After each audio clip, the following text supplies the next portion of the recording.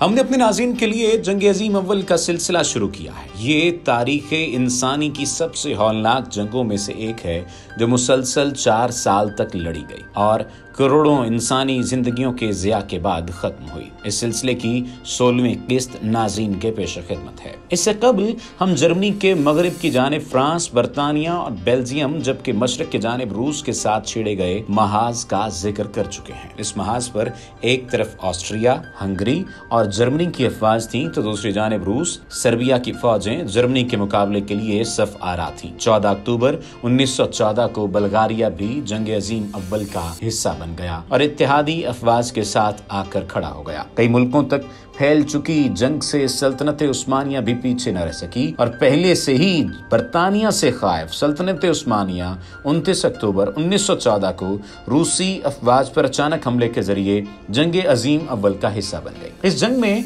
सल्तनत उस्मानिया ने मरकजी कुव्वतों यानी जर्मनी और ऑस्ट्रिया हंगरी का साथ दिया। नाजरीन, 2 अगस्त 1914 को होने वाले खुफिया मुआहदे के तहत सल्तनत उस्मानिया मरकजी कुव्वतों की मदद के लिए जंग में शरीक होने के लिए तैयार थी। तुर्की की जानिब से जंग अज़ीम अव्वल में शिरकत की वजह से बरतानिया का खती रकम के एवज बहरी जहाजों की बाद अख्तियारी अदम फराहमी बना। इस कमजोर लम्हे से जर्मनी ने फायदा उठाते हुए 2 बहरी जहाजों की मदद देकर तुर्की को जो जंग में मरकजी कुव्वतों की हिमायत में लड़ने के लिए आमादा हो चुका था उसे मजीद आमादा कर लिया। सल्तनत उस्मानिया ने 29 अक्टूबर 1914 को बहिराए अस्वद के साहिल पर रूस पर अचानक हमला करके जंग अज़ीम अव्वल में शमूलियत इख्तियार की। इस हमले के जवाब में रूस ने 5 नवंबर 1914 को तुर्की के खिलाफ ऐलान जंग किया। तुर्क अफवाज का कमांडर जनरल हसन इज्जत था, ताहम जंगी मंसूबाबंदी वजीर जंग अनवर पाशा के पास थी। तुर्की ने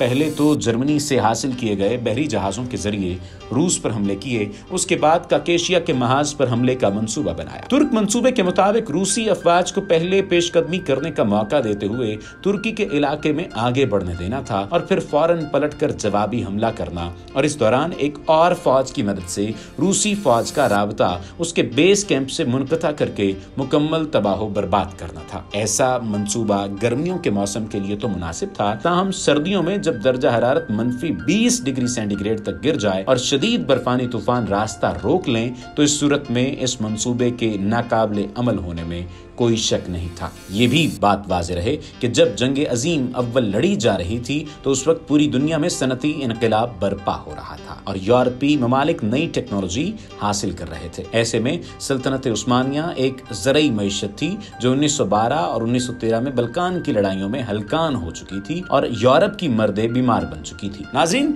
तुर्क हुकाम रूस से मुकाबले के लिए 1.5 लाख फौजी मुकाबले में ला सकते थे, जबकि दूसरी तरफ रूसी अफवाज की तादाद सिर्फ 1 लाख थी। इसके बावजूद जनरल हसन इज्जत सिर्फ 95,000 की फौज को ही मैदान जंग में ला सका। दूसरी तरफ से सख्त तरीन मौत की होली खेली गई। सख्त सर्द मौसम में जख्मियों की हालत काबिले रहम थी और इलाज मुआवजे की मुनासिब और बरवक्त सहूलियात की कमी के बायस शरह अमवात बढ़ रही थी। दौरान जंग दुश्वार गुजार रास्ते, बर्फबारी और तूफान बादुबारा के पेश नजर अफवाज का एक डिवीजन जो 8,000 फौजों पर मुश्तमिल था पहाड़ी इलाकों में पेशकदमी कर रहा था। 4 दिनों में इसके सिर्फ 4,000 फौजी ही जिंदा बच सके। जनरल हसन इज्जत के 25,000 जवान सिर्फ सफबंदी के मरहले में ही मारे जा चुके थे। इस जंग में रूस को 29 दिसंबर 1914 को फतह हासिल हुई। जनरल हसन इज्जत की 95,000 की फौज 15 जनवरी 1915 तक सिर्फ 18,000 रह गई थी। दूसरी जानिब मेसोपोटामिया यानी इराक में बरतानवी दखल अंदाजी और छेड़छाड़ का सिलसिला शुरू हो चुका था। बरतानिया के इंडियन ऑफिसर ने एंग्लो पर्शियन ऑयल कंपनी के तहफ़्फ़ुज़ के लिए